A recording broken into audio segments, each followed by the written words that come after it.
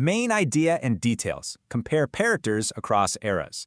Welcome to today's explainer. We are going to be unpacking the absolutely essential tools you need to decode complex texts.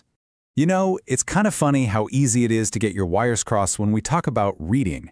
For instance, before we jump in, we actually have to correct a pretty critical error in the St. Paul Grade 8 Pacing Guide.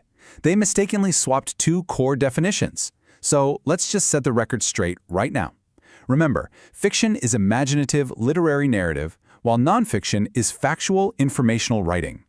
Keeping that distinction front and center is our foundation for today. And mastering nonfiction is absolutely essential for 8th graders. It's not just about surviving textbooks, right?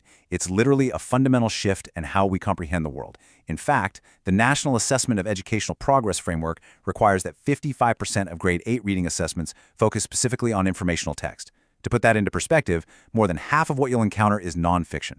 So locking down these skills right now is going to pay major dividends. Let's move right into our misconception check. It's time to clear up two major roadblocks students face when analyzing nonfiction. First up, a main idea is not merely a topic. See, the topic just names the subject, like, say, volcanoes, whereas the main idea is the author's specific claim about that subject. Make sense? And second, not every true detail supports a claim. A valid supporting detail absolutely must directly back it up. If it doesn't actually prove the claim, well, it's just a fun fact. Okay, so what's really interesting here is how we can look at a purely structural created paragraph to practice isolating an author's specific claim. We have a brief text here about automobiles. It states that automobiles prioritize efficiency, followed right after by the observation that they feature aerodynamic designs to reduce wind resistance. By stripping away all the extra fluff, we can see exactly how the mechanics of a paragraph actually work. All right, let's pause for our first check. Based on the structure we just read, what is the main idea of this automobile paragraph and which detail directly supports that specific claim? Take a quick second to mentally separate the broad topic from the actual argument. So the explicit reasoning here is that the author's main claim is that automobiles prioritize efficiency. And the supporting detail, the fact that aerodynamic designs reduce wind resistance, directly backs up that specific claim of efficiency. It's a perfect cause and effect relationship. The design exists in the text specifically to prove the efficiency claim. Now, moving to the second part of our Lesson 6 target, let's see how this builds our analytical skills. We're going to learn how to compare characters from different eras. How? By focusing strictly on a shared criterion and observable evidence. Basically, this means we're looking for specific, concrete metrics to evaluate them impartially.